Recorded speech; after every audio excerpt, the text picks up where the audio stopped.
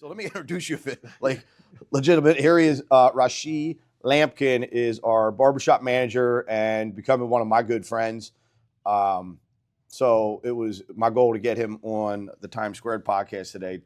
One, so you guys can kind of see who he is, what his background is, and just learn a little bit more about why we brought him onto this team and why I'm so excited to have him part of the team. So we've already been talking a little bit about, he's from Philly, went to the school there in Philly, and let's start there. Like, you were born in Philly? Yep, I was. Well, first and foremost, man, it's a pleasure to be here. Yeah, well, thank you. And I'm thankful that we've come to this convergence in our lives that we can build with one another, because that's what it's really about. You know what I mean? Not just from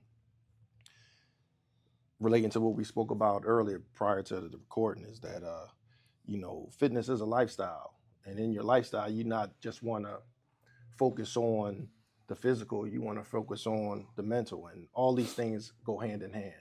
How you look, how you feel, and your perspective, your energy level. So with that, I say, again, I appreciate being here and look forward to our continued growth. Yeah. Yeah. So I was born in Philadelphia. Went to school, elementary school there. I moved around a lot. Wasn't given that silver spoon. And as you know, we young, we face a lot of adversity in our lives. And these things, they make us better, whether we can appreciate that or not. As a part of my lifestyle, things that you may perceive as bad may be of great benefit. Right. So, that development was in and of itself a space and a place. And I carried on, came out to this region here, central Pennsylvania, due to undergraduate education. And then I went back to Philadelphia shortly thereafter.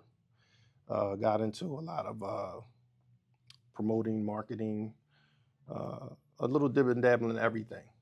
You know what I mean? So, and in that space, in that place, I've been able to move around not only the country, but around the world. So, yeah, let's talk. Well, so what'd you go to school for? Business management. Business management, yeah. So you kind of minor in history. That's a wide open gate, you know what I mean, to go into a lot of different areas. So the market, I know we talked about that a lot, and that you get to travel. Let's talk. Like, what was your first place when you left our area? Where did you head out first to? The good old District of Columbia. Yeah. I made that my second home, really. Okay. It was experience there, and then I spent some time there, and then I moved out to LA. Spent about a year and a half, 2 years out there. And you liked Cali. You liked Cali. Yeah, I really did. Yeah. I really it's a different vibe. It is a different vibe. Yeah, especially being a Philly boy. Yeah. Like, East Coast is East Coast. Right. You can feel it when you get out there. Like, it's not the same. Oh, right off the bat, you can feel it. Yeah. But being a Philadelphian, that's the one thing we pride ourselves in. We can be anywhere and make it. So, yeah, most of us pretty stand up. Yeah. So, yeah, you just be genuine. You can really make it anywhere. And that's for anybody in life, though. If you are true to yourself, you can be progressive anywhere. Yeah, I believe that too. Yeah. And it's just being real. Yeah.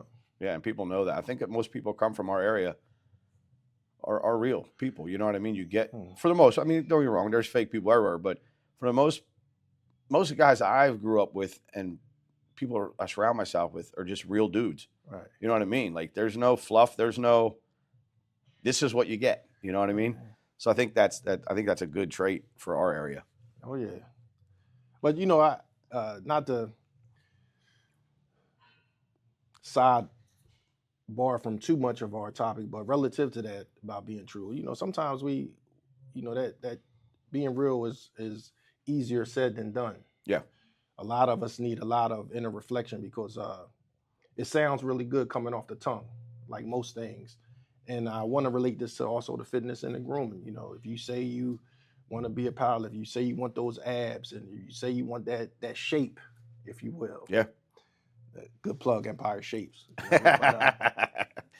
The reality is you have to live that, because you can only truly be honest with yourself. Now, when you start, you can lie to somebody else, they don't know how you think, what's really going on. And I bring it up because a lot of times when, again, we talked about my upbringing and life. A lot of times we run into different characters, individuals, since you brought up a lot of people in your circle. And you may think somebody is real and they really not. You know what I'm saying? Right. As we all know, sometimes, a slang that we utilize a lot in our world is you get under that white light. What's that show called? I don't watch it, but I know I saw it on YouTube. I think it's called 48 or something like that. Okay. You see it all the time. Someone is always talking. But these are the ones that say again, it rolls off the tongue really well. Right.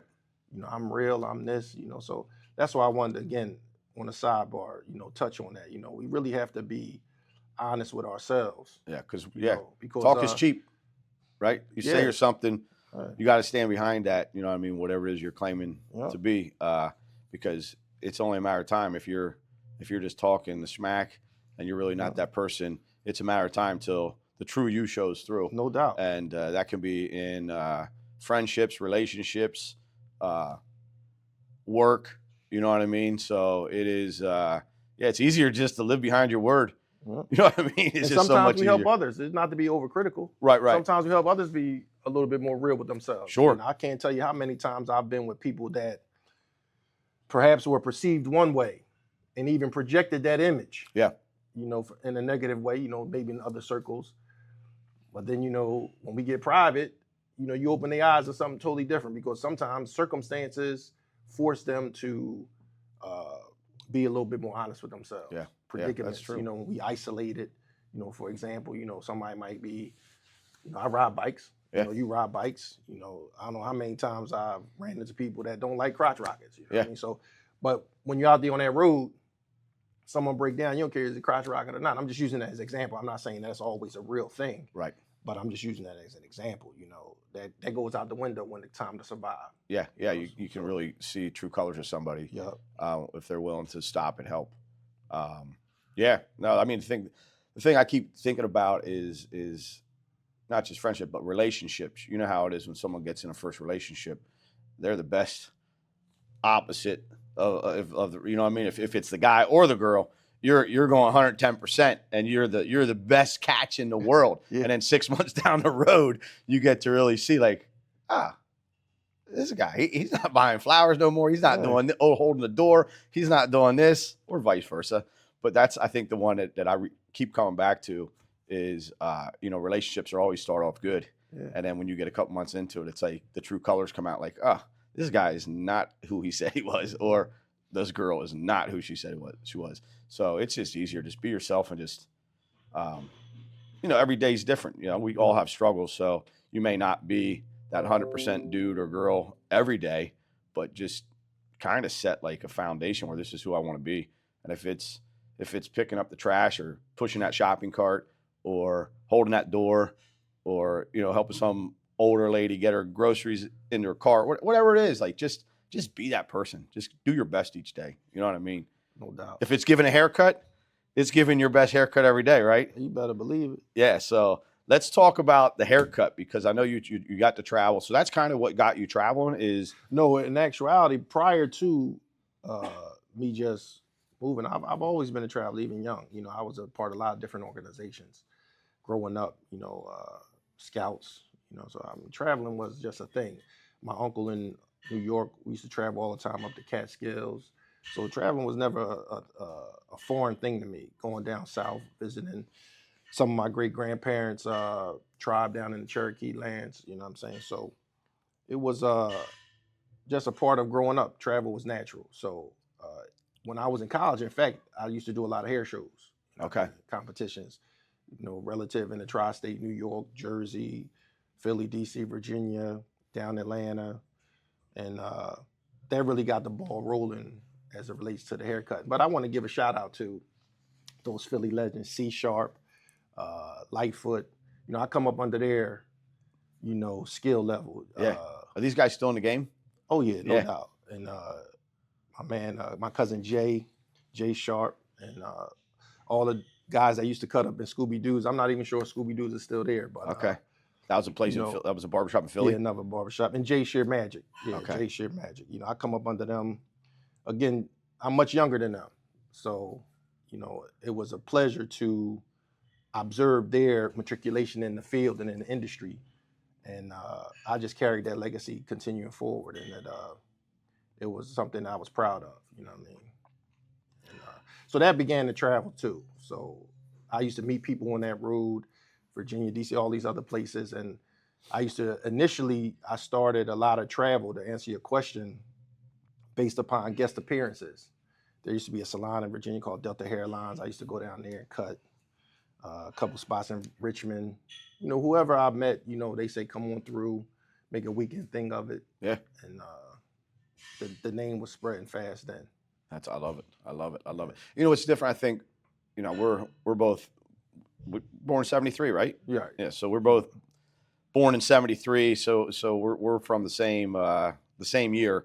And I think, we didn't have obviously what these kids have nowadays with social media and be able to learn from stuff like that. We got to learn actually from hands-on. The only way you were learning is getting underneath those older heads that you were going into their shops and learning from them and feeling what they were delivering, right? So that's important. I think kids need to realize that you can watch videos and you can YouTube this and you can YouTube that, but to actually go into a business and learn a trade, like hands-on experience, and having someone that's been down that road before educate you, what an experience, because you just can't, they're always going to be ahead of you. They have more experience. Right. So you cannot ever I won't say pass them, but they're always going to have more experience. They have years on you. So that's awesome that you just had that experience that you could go into shops and see older guys cutting hair and picking up from those guys. Well, let me preface this also. Although I mentioned those individuals, I wasn't able to be under an apprenticeship type of thing. Okay. It was more from afar. Okay. Going into their shops as a young buck. The only person that really gave me an opportunity, and I forgot to mention him, he's from South Philly. He had a shop back down there near in the 7th in McKean area. His name was Rafik.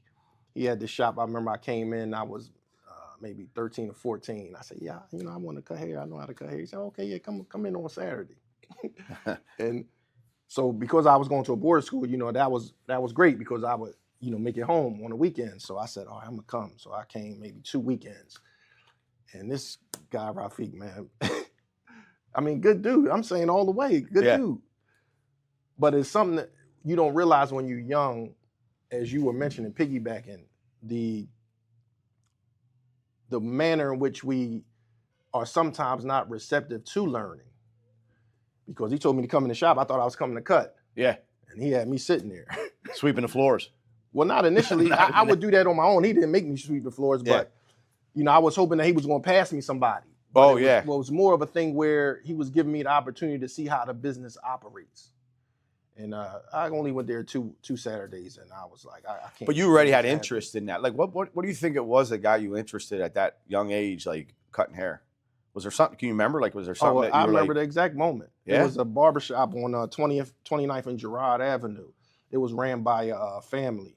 I forget the name of the shop, but the father had initiated it, and it was it was a residential community. However, the father had remodeled the home and got it zoned for commercial. So the downstairs was a salon and upstairs was a barbershop, and his son and daughter were also barbers.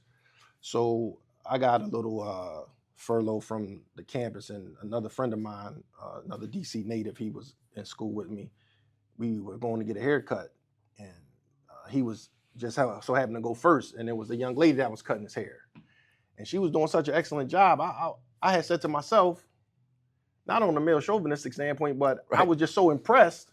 Yeah. I said, I think I can do that.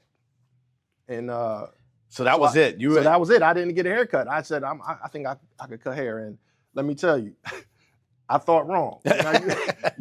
You don't get paid to think, too much, at a young age when you have little of the knowledge. But I just want to make sure Well, no one's born.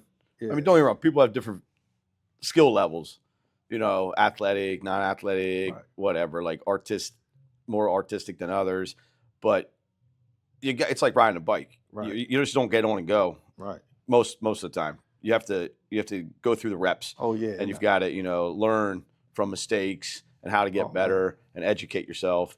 But I think one of the joys, and you tell me what, like the joys of being a barber, you actually get to see. It is like a piece of art where you get to see the before and after. Like, tell me a little bit about that. Like, when your first haircuts, like, did it make you feel a certain way? Like knowing that you want to be a barber and you finally got some clientele in your seats.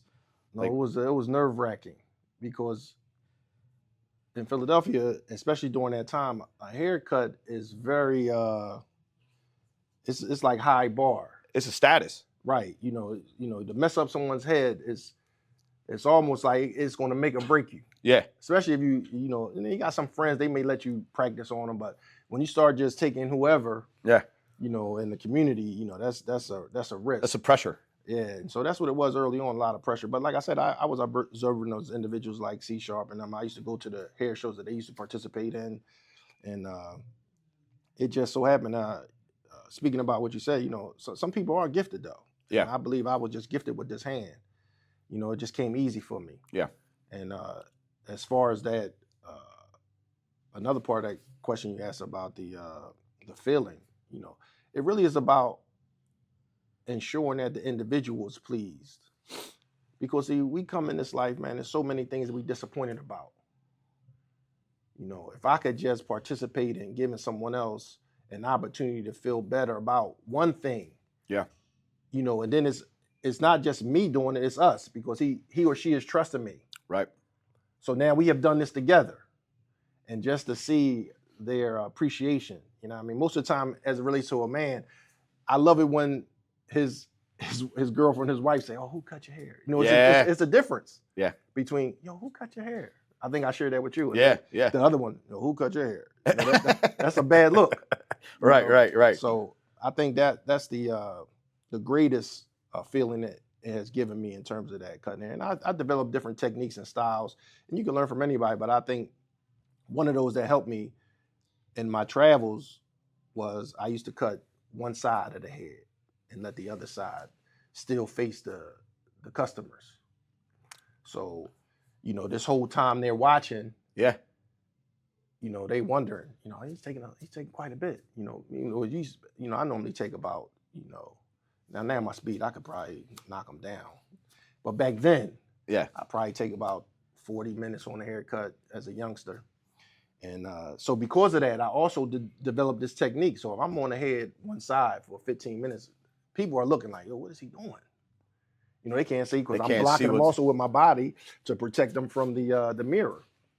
So sure enough, when I spin that chair, you see the oohs in the eyes, like, ooh. That's a true before and after. They get to see the old side and the new side. And then it's a visual play too, as far as it is. I'm not sure if you are aware, but there's a lot of research that goes into marketing and marketing schematics. Okay. And a part of that is the visual effects, like sometimes it's colors, shades, different dimensions that you can see. So I utilize that knowledge because it's such a drastic change. You wouldn't even be able to see any mistakes I had made on the other side. Okay. Because all you saw was the hair that was not cut and groomed. Right. So that also helped me build clientele, because if you're a new barber in any establishment, everyone's looking at you like, I don't know. It's a new guy. Yeah. But when you get that opportunity to spin that head and they see, then, you start seeing. Sometimes you're taking other people's clients too, though. That's part of the game, right? It's a dog-eat-dog world. Yeah. Well, and I think I know we've talked about this is, our goal with the Empire Shapes barbershops inside the clubs here is to have that person, that client, that member, however you want to word it, come in, and if their barber that they normally go to is booked up, we want to make sure that whoever, if they're in a hurry and they got to go to that other chair, that other chair is going to service them just as well as the barber they normally go to. So to build a good team in a barbershop, it's not easy. No, it takes time, and you have to build the team. It's not, you just don't go out and hand pick a couple guys and throw them in there and call it a day. it's some time consuming, doing your homework and sitting down and really doing an in-depth interview, more than what, like a customer service job. We got to make sure you're friendly, you talk to people, you like people, but you're not cutting their hair. It's a total different game. Right. And I've learned this spending the last couple months with you, that we just can't put somebody in a barber chair and have a barber that we don't know what their goal is, and if they're kind of at the same, if they have the same mindset as what we're looking for. Right. Ethically and as far as etiquette, that's profound. With Empire Shapes, we are also keen on the mission statement of New York Fitness Clubs. So we want to make sure that same energy is as reflective. Right. What is that energy, that family feel when you're coming into the establishment? So it takes a lot to be able to pick a barber that also has not only that etiquette, those manners, and the ethics, but also the ability to show professionalism. And that's a hard shoe to fill. Yeah. When people are basically they just want to be a barber. A lot of times they have a misinterpretation of what a barber is. For example, when I was coming up here, as I was in university, I was cutting in a gentleman's shop here that's well known in Lancaster, Pennsylvania. And a lot of people wanted to be barbers because they saw how he and I moved. You think you can be just like that. Yeah. But we also have a different manner in which we got good money management skills. We got good time management. Right. But see, most people don't see all of that. You just think you could be a barber and come and go.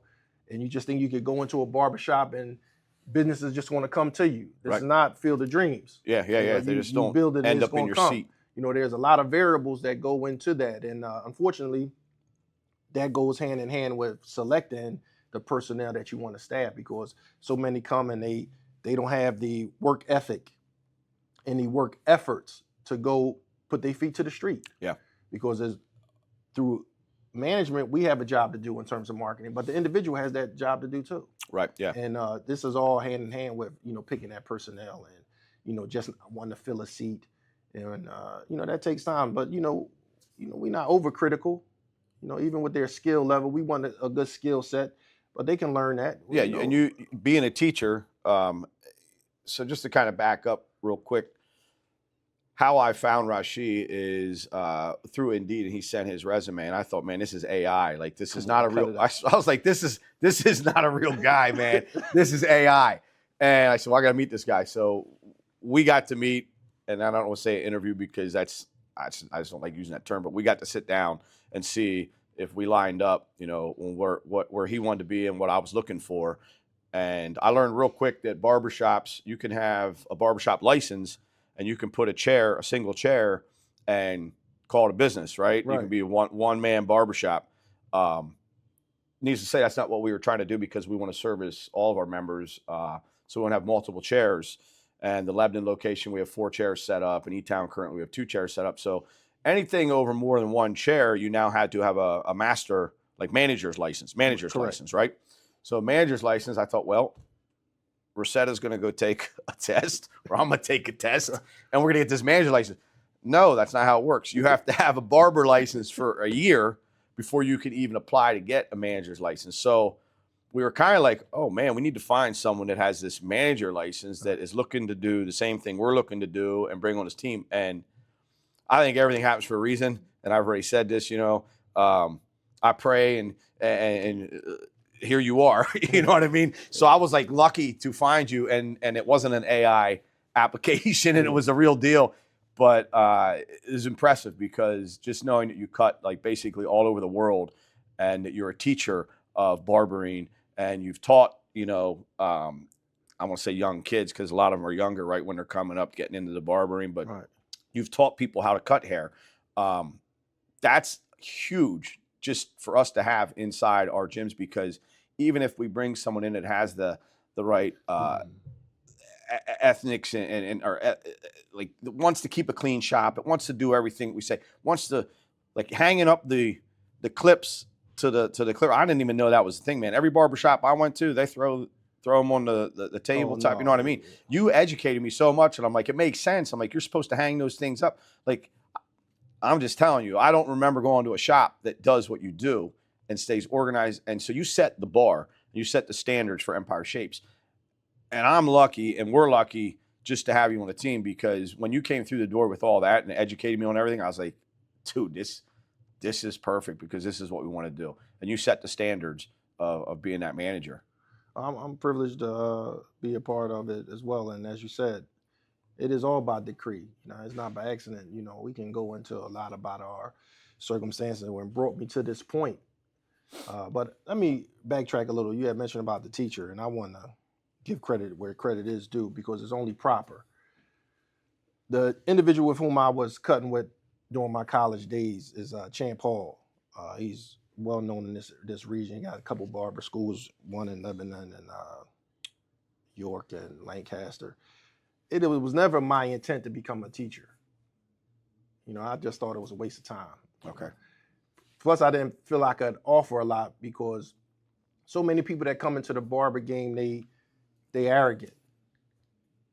They think they know it all. Everybody knows, yeah. But as I say in all my promotions and my travels, anyone and their mom can cut hair, but few know hair. See, a lot of people, they think they can cut because they mimicking what they saw another barber do, but you don't really understand hair, how to even maneuver around a person that has several cowlicks in their hair. This is not just a gift, this is a skill that has to be developed. So why I mentioned the boy Champ Hall, because he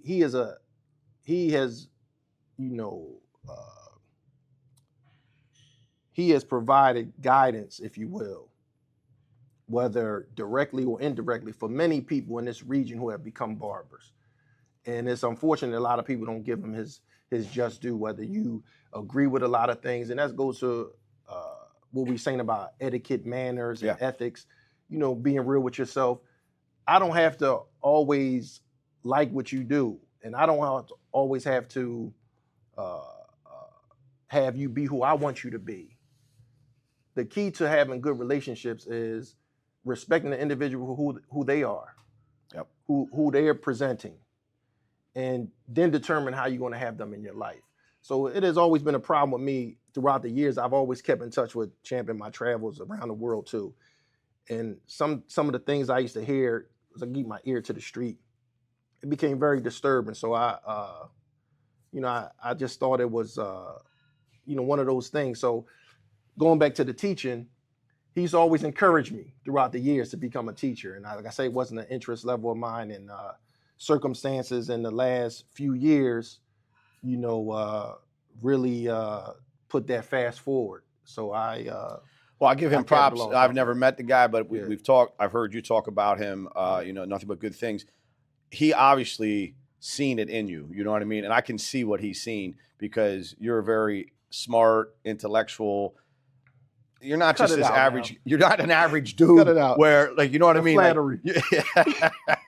No, I gotta get him. I'm just no, I can see what he's seen in you, because you have that personality that you take pride in what you're doing, and not just anybody can be a teacher. You know what I mean? So I can see why he wanted you to travel down that. Yeah, that encouragement was spot on, because once I started part-time teaching in his schools, I realized how much I could offer others. Yeah.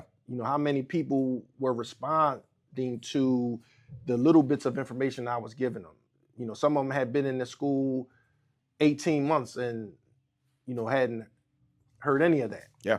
So I thought, this might be a good move for me. And sure enough, it is matriculated into me offering other individuals apprenticeships and what have you not. I love it. But again, it's not a thing where I would chase that. Many people that have come through his barbershop that was originally on 456 East King, just as I'm giving him his just due, his flowers, I'm not going to, again, no arrogance. We seek refuge from such things. But the fact of the matter is, most of these people that came up after me through his shop, they were trying to, they got their skill from what they observed and, saw from me. And then they, of course, as you mentioned before, we should carry the baton further. Yeah. A lot of those people that came through his shop or under those other individuals that worked in the shop after me, they've gone on and done great things, but that's what they're supposed to do. And that's what we should want from everyone. And going back to the fitness and how everything goes hand in hand. Champ and I used to work. We used to have this gym in the basement of the barbershop, and we used to call it a dungeon. And I'm telling you, the point is, how that grooming, this looking good, this feeling good, it is a lifestyle. Yeah. Not only for yourself, but you project that with your customers. And that's really how you build a base as well, because a lot of times you could be the best barber in the world, man. But that doesn't mean you're going to have a bunch of clients. Right. Because it's about the relationships. Yeah, 100%. I mean, it's you got to feel comfortable sitting in that chair. You know what I mean? So like you said, it is about relationships, and it's no different than joining a gym. You want to feel comfortable when you walk in the door. You want to feel comfortable who's behind the desk, who's making you shake, who your personal trainer is, who the other members are. There is a level of comfort that we look for, and 100% sitting down in a barbershop chair, you want to feel comfortable. Even if it's your first time sitting in that chair, you get one time to make a first impression. So when someone sits down with you, just like you said, like you enjoy educating people about their hair, because you can cut all types of hair. Like you even have your cosmetologist. Not that we're saying all the women line up and come get your hair done, because we're a barbershop for the most part. But Rashee has experience of all walks of life, all hair, styles, colors, textures, you name it, he's had his hands in it. So that, just knowing that you have that experience is a level of comfort for me. And then, like I said, just knowing you and get to sit down and talk to you. Shit, you cut my hair the other week, and you were like, I was done like 10 minutes ago. I was just messing around because we were having good conversation, and we had time to do it. That shows that I'm comfortable sitting in your chair, because it went, I didn't even know you were even cutting my hair anymore. We were just talking. And it just turned out I had a haircut when we were done. That's awesome. And piggybacking on what you said earlier about me providing you information about, how I was putting the clips and everything, and that comfort level that you're speaking about, it just isn't about the interaction alone. Most people fail to realize, and this is any walk of life and any business, your customers, the public at large, they're very observant. Yeah, oh yeah. I've built a lot of business, as I said, in these various cities that I've cut hair in, primarily because of my cleanliness. Being very sterile with my equipment. People observe that. And as you mentioned, you just saw barbers throw stuff around.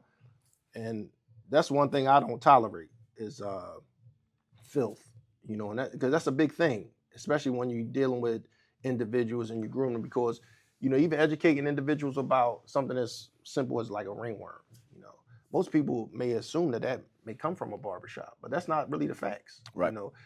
Now that breaking of that surface epidermis is making things open that weren't open before. So if you scratch your neck with your nail and your nail has some bacteria, this is how these things can happen. It necessarily wasn't the barber's equipment, But in combating that, it has always been my thing to even show clients after every cut is being cleaned. Even like I see barbers, they'll use a brush, a hairbrush, client to client. Yeah. And most people don't understand that the licensed barber, every time you use a bristle brush, it needs to be sterilized, not sanitized, sterilized after each use. You know what I mean? So, these are the things that go on. This is how, communicable diseases and bacteria can spread. And this is why I take great pride in enforcing that, and being an example to that. Yeah, and that's one of the first things that, you educated with me when we first sat down, and you were kind of just teaching me about the barbershops, because, again, I didn't know anything about barbershops, and I know a lot more now. Mm-hmm. But that's one thing that you brought to the table that I was really just kind of stuck with me. And I was like, yeah, you know what? Like, you're 100% on. And I'm just thinking of all my experiences, and I'm like, and we know, like, just the gyms in general, we try to keep them as clean as we can. But the barbershop's a whole nother level, like you said, because you got to sanitize the brushes and the clippers and all that stuff. So just you educate me on that, like, really opened my eyes. And I was like, yeah, this is exactly what we want as a shop. We want to be known. People leave. I want people to be like, man, did you see how clean their stations were? and the trash is taken out, and there's just not stuff laying all over the place. So that's one thing that stuck with me right from the door. One of the things that you really honed in on and said, this is how I run shops. Well, that's what And that's how it's supposed to be, I guess. it is. You know what I mean? And that's piggybacking on that is the same in terms of my position as it relates to meeting you, having the information about how long you've had the gyms, and it wasn't something I said I took lightly to say, oh, I need this opportunity and I want to move forward. No, I really was calculating, and it doesn't happen overnight. Anything, any business, right, any venture, and what motivated me to participate is also not the long standing, but what we're trying to build. Anything could be a flash in the pan. Right. And we want that longevity. Just as, again, we talking about lifestyle fitness, it's for the duration. Yeah. We're not guaranteed the next 20 seconds. You got that right. But if we can implement within those 20 seconds a lifestyle of feeling good, right, being better, that should be reflective in all that we do. And it starts in establishments like this, the barbershop. And that's why I'm not sure why it hasn't been something implemented earlier than now. I just found out from a friend in Cincinnati, Ohio, how another gym happened to just institute, literally within the last 30 days, the introduction to its members that they were going to open up a barbershop inside. Yeah. I think it's definitely becoming more popular. I know some other clubs out there that are putting some shops in and stuff. I just think it goes hand in hand. You know what I mean? I think it's a great fit, especially like I said before, like replacing the tanning square footage with a barbershop.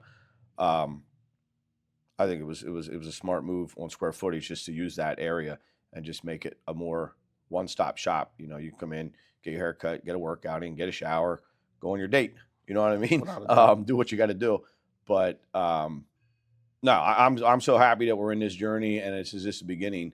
And I'm looking forward to just continuing to grow and to just take care of more members every month. And the community at large, what are we doing out here if we're not really investing in one another? It's not a fluff. It's real. As I mentioned, when we're young, as kids, we do a lot of foolish things. Even to one another. Sometimes we have kids playing, and me being a parent and uncle, overseer, you think, why would you just let children just go off and play? They need to be guided on how to play, how to interact. Right. And with that said, it's relating to the point of how important it is to remove that, that childish thing. Now that we are adults, we've had our experiences, to truly give back to one another in whatever capacity that it is, to be better. Right. It's not no fluff. We can make our own way. Some people you're not going to like, but we should also be putting forth our best effort to be better, man. Yeah. In all capacity. Yeah. You know what I mean? That's why we go work out, right? Yeah. And that's really like humanity is, we're supposed to be helping each other. You know what I mean? Like before all the bells and whistles of life, that's how everybody survived is, you know what I mean? Everybody worked together, whether it was, building that house or gardening or building that farm or whatever it was. Like now we got it, easy. Everything's at our fingertips, and you can just Amazon this, Amazon that, and you know what I mean, survive, I guess. But it's so much more fun when you're working together, with someone else. And that's what gym life and the barbershop, that's what they really do. They help reinstitute that. Yeah. Most people have made the gym their social center. Most people have always made the barbershop a social center. Yep. And to your point, we have removed away from that. That's why people had clans and tribes, because it's important to, be supportive in that directive. Whatever that is, whatever your morality, your virtues is important. And we've gotten so far away from that. I think it's important to play our part, no matter how small that part is. I agree, 100%. Yeah, 100%. I think it's just, you sleep better at night. You know what I mean? Knowing that you got someone's back, someone else got your back. You know what I mean? It's a team effort, and because let's just be honest, life is not easy. Yeah. It's a lot easier when you got a team to fight it with. So like, That's so true. it's just so much more fun building this team. But what I know we talked a little bit about you travel. Like, what's the farthest you've ever been away from Philadelphia and cutting hair? Jerusalem, Jerusalem. over there in the Palestine, and that's my furthest trip. Oh my You know, gosh. I'd Well, like to that's make some more trips, in the near future. Yeah. You know, hopefully with my household and my some other good friends of mine. But that's the furthest to the east, to the west, LA, of course, but all through the states. yeah. I mean, it's not too many cities I haven't love been it. in. I love it that you have just that. Networks that, you know what I mean? You got to do that and doing something that you have a passion for and that you love. Yeah. Most people don't get to say that they have had that chance to do that. You know what I mean? So I think that's huge. It broadens our scope, though. Yeah. Travel. I must say, we are products of our circumstances and our environment, and it takes, as we were mentioning before, about being true to oneself. You have to really assess who you are and why you are that way, and then through that acknowledgement, take sincere action to either improve upon it, or if you want to embrace it. If you want to be an evil person, then understand there's consequences and repercussions of being evil. Like we said, being supportive of one another. That doesn't mean in terms of us, wanting the best for humanity and other people that we just some soft cookies. Right. Oh, it's the reality is it's a balance in this existence of life, and there's some evil people out here. Yep. And they need to be dealt with. So with that, we have to keep in mind that a part of broadening our perspective as it relates to even that inner self, you start saying, oh man, maybe I was this way because of that, and that's not true. See, it's hard to embrace the truth because embracing that truth requires action, and most people don't want to change. Right. They're comfortable in their space. Change is tough. Just like I say all the time in my promotion, it's time to switch teachers and change chairs. Yeah. It's hard for an individual to leave their old barber. That's why we don't mind being another option. Like even in fitness, when you create a price point, you create that price point because you want the community to know this is another option.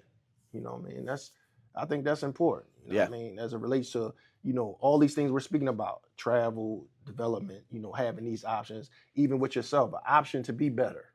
Yep. Looking good, it's a feeling choice. good. It is a choice. It's a choice. Everybody's got choices. Ain't no question. Just some people don't want to make the choices, right? Yeah, so let's I've got a client coming in, so we're gonna have to do this again. But I have one more question for you, Rashee, and I ask this to everybody who comes on. So with our core values, one of my staples is QTE, which is quality through excellence. So what does that mean when I say to you, like, what does quality through excellence mean to you? And it can be in any aspect of life. It doesn't have to do with just the barbershop or whatever, but it can. So QTE, quality through excellence. Yep. Well, quality through excellence, if we just dissect the words, we can go on for another half hour. We Sure. can break it down.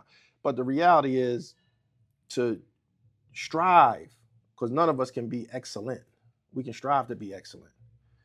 And in striving, first thing we have to do is seek beneficial knowledge. Whether it's in fitness, whether it's in academia, whether it's in relationships and development with your spouse, your family, your co-workers. And therein lies how you determine the amount of effort you're going to put in to get that quality. I like it. So, whether it's, again, even for people that are religious, God-fearing, you have to first seek beneficial knowledge in terms of how to really approach and apply that agenda in your life. And then accept that truth. Remember, we were speaking before, most people don't want to accept the truth, man, because of tradition, arrogance. If you were to tell me right now we ride bikes, and I'm telling you I like those crotch rockets, and I love the cruisers too. Yeah. And I'm on a mountain, and you say, hey, don't hit this curve with that, and you can't knee drag with this cruiser, baby. And I say, I can do whatever I feel like doing. And you find out. And I find out. Maybe I won't recover from it because on some of those slopes you're going to take a dip, you might not recover. Right. So again, that's the point. We have to be able to accept truth. Yeah. You know what I'm saying? Therein lies the the quality through that excellence, because we can only strive to be excellent in whatever endeavor that is. You know what I mean? No one's ever. I knew you were going to go deep with it because Oh, cut it this out. Hey, flattery world again. out Brother there. Lonnie, something else. When you get to sit down in the barbershop with Rashee, the conversation goes pretty deep. He's a very smart, intellectual man. Oh man, stop. And it, when he please. said you can strive to be excellent, because no one's excellent, dude, that one just, I'm never going to forget those words, because that's what we're trying to do. Is everybody wants to be excellent, but you just don't wake up being excellent. You have to work to be excellent. So whatever it is you're doing, dude, you killed it. That's awesome. Dude. Brother Like, Lonnie. I don't even know what else to say, because, dude, that gave me goosebumps when you said that. Oh, like, to man, strive cut to it be out. strive to be excellent, because people think But they're it's just true. people just think it comes easy. Yeah. It don't come easy. You Even got if to it work is. for it. Look at those people, like we can transition it from Ronnie Coleman to Schwarzenegger to, even in their most peak of transition and development. You think they were really feeling that they were excellent?